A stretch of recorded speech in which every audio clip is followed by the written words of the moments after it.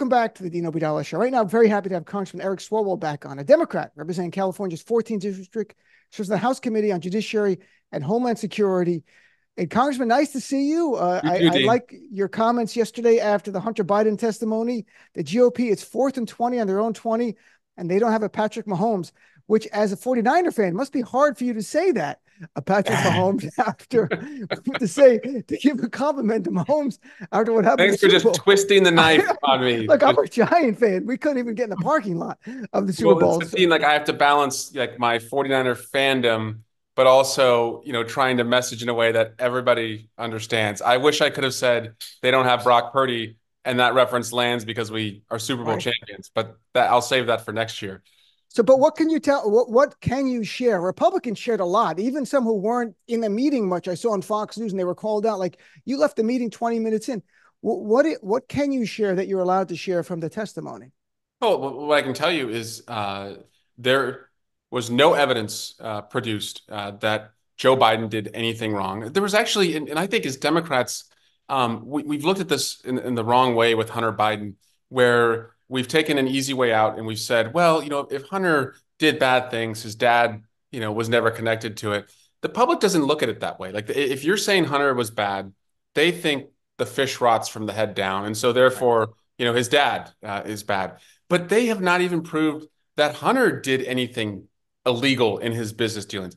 He did not pay his taxes, and he is, he tried to plead guilty, to that, and I expect that'll probably be resolved. But as far as like, his business dealings, there's never been an indictment or an issue, around, who he conducted business with. And so I don't think we should even accept that there is an issue there until they prove it. And they weren't able to prove that yesterday. What I saw though was, you know, um, the end of the investigation because they tried to hang this on Alexander Smirnov, who has now been indicted as someone who worked with Right. Russian intelligence, and he had said that Joe Biden received a bribe. That's been completely debunked. There was another individual who has been indicted for working with Chinese intelligence. There's another individual who is serving a 14-year prison sentence right now. So that's why I said they're essentially, 4th and 20. They've gone down after down after down where they keep getting sacked. And this was, as I said, the last play of the game. So it's over. They But say they is it? want to bring. But They say they want to no, bring no. Hunter Biden back. I mean, Right. knock yourself out. I mean, it was embarrassing to watch them try and connect the dots that they have stated for the public. It's just not there. They have nothing. And when I mean it, Dean, like you'll see in a couple of days when the transcript's released, there is absolutely nothing there other than the cruelty that they showed to somebody who has been clean and sober for the last 5 years. Trying to pick at his addiction. Going through his divorce, which again had nothing to do with his father. And that reflects, as I said, that they have never accepted Joe Biden as the lawful president, and they will do anything, to try and undermine him, from what they did, to lead up to January 6th, to the terrorists who they've cheered on and visited, at their jail cells in DC, to now trying to impeach, the current president. And again, I dare them, bring articles of impeachment to the floor. They don't have the evidence, and worse for them politically, they don't have the votes. Right. They barely were able to impeach Mayorkas, and they have now lost, another seat because Tom Suozzi was elected in Long Island. So they're not going to do it. I just don't see them, being able to impeach Joe Biden.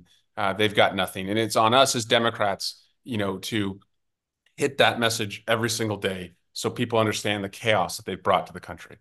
So when you say they have nothing, you're speaking objectively about a lack of evidence. You're a former prosecutor, so you've seen it. But will this politically stop them, or do they have to, no matter what, continue without actually bringing articles of impeachment, having hearings, and going on Fox News and Newsmax and saying Biden is corrupt? Is that, would you expect that to happen? Do you think this actually ends it? Yeah, they can keep doing that, Dean. But the problem is that, Marjorie Taylor Greene and Matt Gaetz and Lauren Boebert have all promised, their constituencies, their MAGA base, that Biden is going to be impeached and that, there's going to be a vote on this. And so, to what end can you keep investigating him but not bring an impeachment. So if you investigate him but never impeach him, that validates what we've been saying all along, is that you can't impeach him because there's no evidence.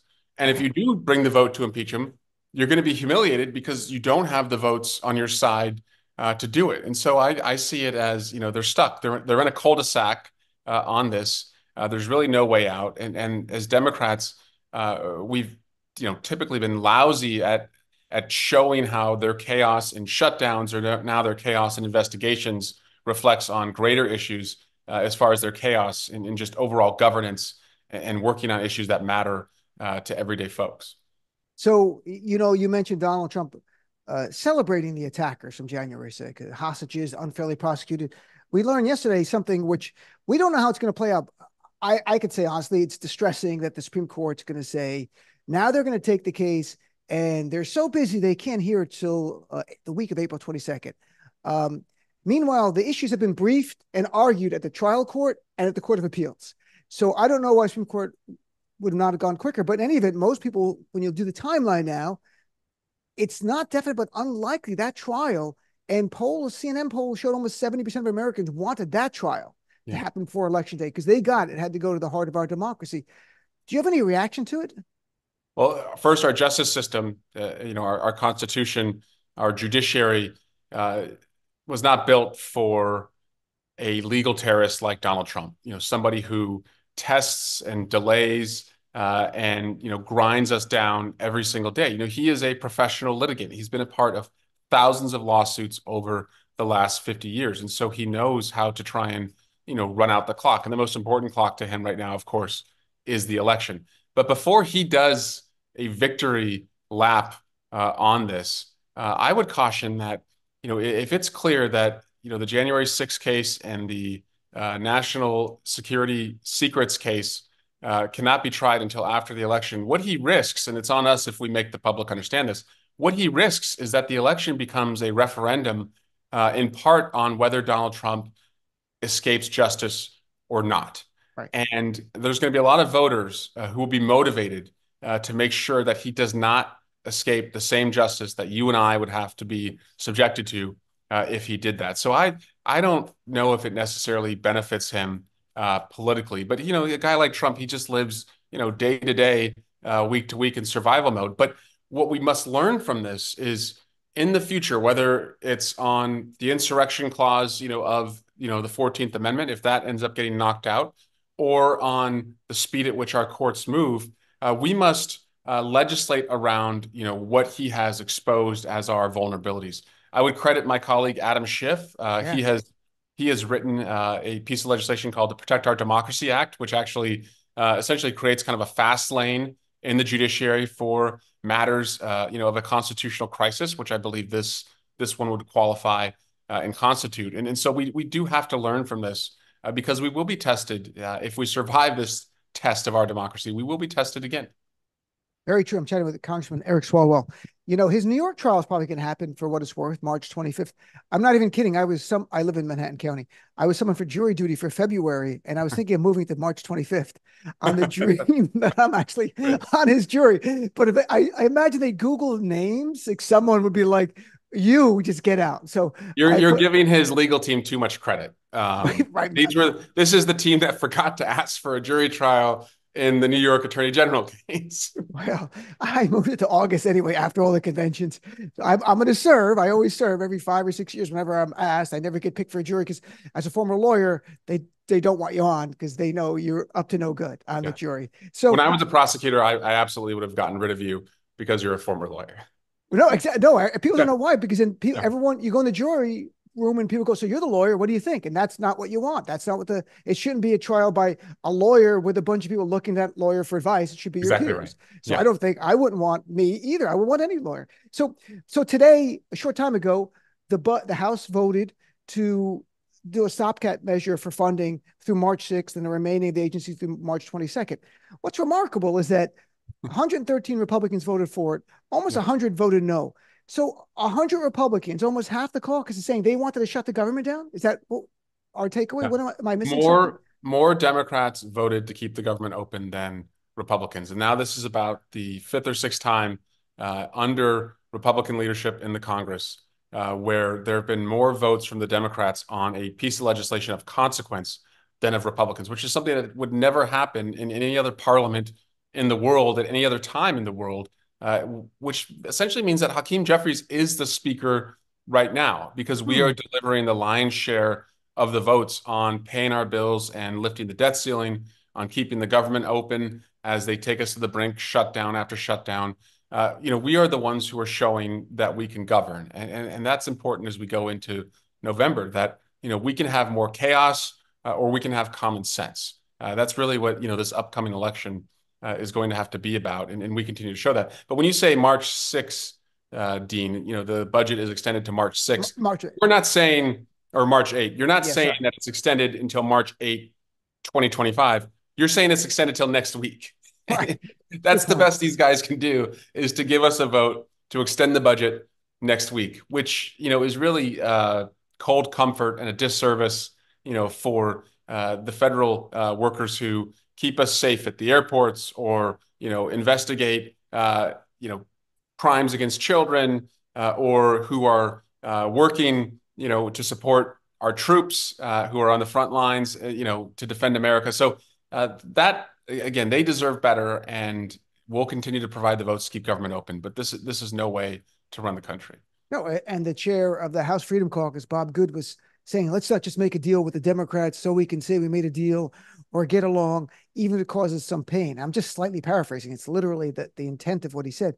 And I'm like, why do you run for office? Why don't you want to serve people and help people? Every Democrat I've ever talked to serves and ran because they want to help people. These people want to play games. I don't understand it. Right? This is people's lives. And, Tom Suozzi's filibuster speech yesterday, though I did watch some of it, but his point about the message from him in Long Island, it really is people just want to see things get done, and we want to do things, and they're happy literally stopping it. And how much is it more difficult than usual with this Republican composition of this caucus? Well, yeah. And when we're, looking at Mitch McConnell retiring and thinking, oh man, that's going to set us back in the Senate.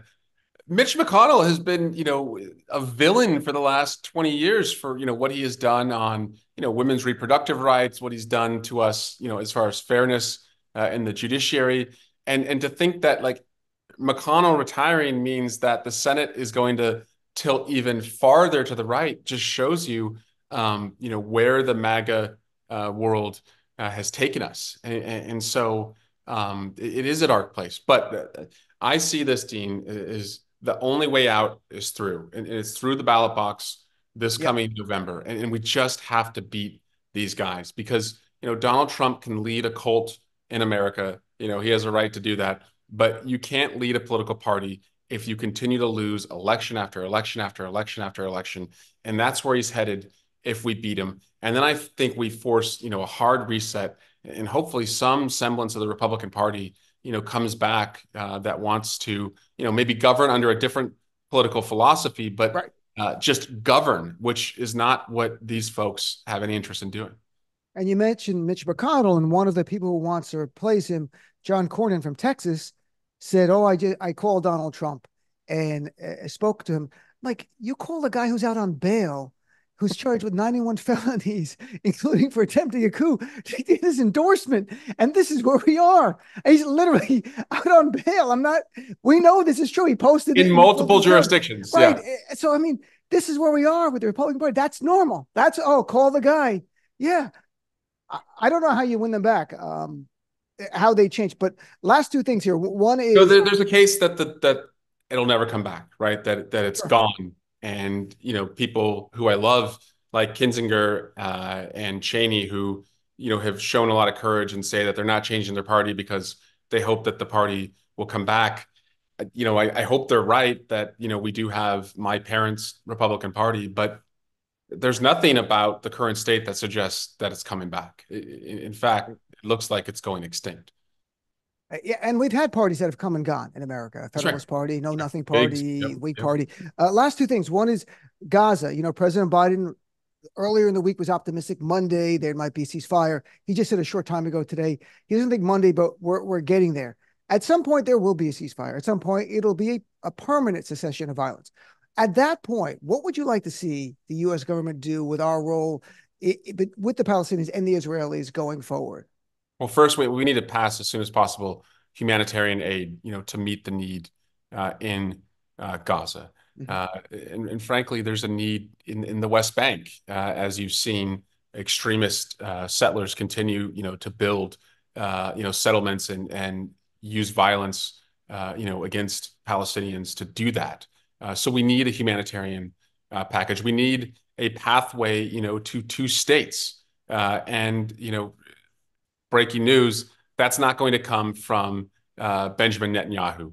Right. He's made it very clear he's not interested in that. And America must be interested in that. And we must state that. And we must, insist upon that, as we partner with the Israeli government.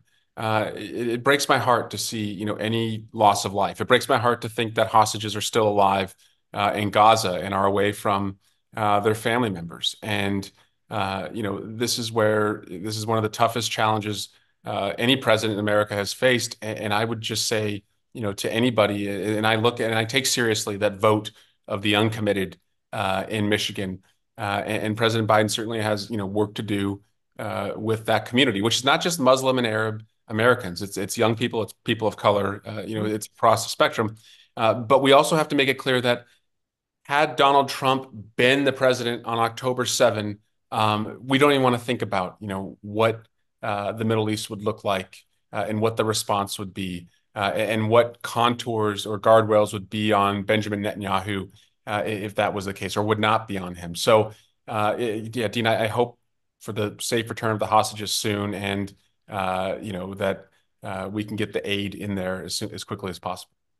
I agree. And yes, Donald Trump would be an existential threat to the Palestinians if he was in the White House right now. I mean, anything Trump wanted to do and his right-wing cabinet. Very last thing, President Biden went to the border today. In your state, like, is the issue of immigration from border security to legalization pathway for citizenship, are these big issues? Do we hear a lot about them? Because I know the media talks about it nonstop now, and I just wonder how much people are bringing it up to you. 40% of my constituents were born outside of the United States. Oh, And it's not an accident that my congressional district is the 13th wealthiest congressional district in America. These are people that left everything, their livelihood, their families, their culture. They came to America. They worked hard and they saw a country that rewarded that, where they did better for themselves and are now able to dream bigger for their kids. They also addressed workforce shortages that we have, especially in my district, when it comes to engineering, biotechnology, in the life sciences. And so we have a workforce crisis in America that needs to be addressed. As a parent, I see that when it comes to childcare. As somebody who's married to a successful business executive who works in hospitality, I see that in the hospitality industry, in the food and beverage industry, and I also see that in the agricultural industry, which affects what we pay for groceries. So we have a workforce crisis in America, and having a comprehensive immigration reform package can address that. We also need security at the border, which is why Democrats, since President Obama, have said, let's surge the resources that we can put as far as border agents on the border. Let's deploy the technologies that work. Let's have judges who can decide if you meet the asylum requirements or not. And Republicans take their orders from Donald Trump. They don't want a solution on the border. They want the issue. The issue to them, to fire up people, to pander to grievances, to stoke fear, is more valuable because that allows them to rule, but they don't want to govern. They just want to rule. And so they use the issue so that they can stay in power and rule. Democrats have shown that we want to govern. I'm glad the president is at the border. He yep. Now can say that he is the border security president, and they are a border disorder party. And I hope that message really comes through a week from today when he delivers the State of the Union in front of a bunch of people who had no interest in voting on their own senators, the second most conservative senators' border plan when President Biden agreed to pass it. Yep. And 1 week from tonight is the State of the Union, and it's an important one. So, Congressman Swalwell, thanks so much for Of spending course, time with us today. Keep up the great work. And I'll tell Congressman Suozzi, Tom Suozzi, my buddy, how great his speech was. we I'll need him. text him after. All All right. right. Take care. Have a great day, Thanks, my friend. Dean.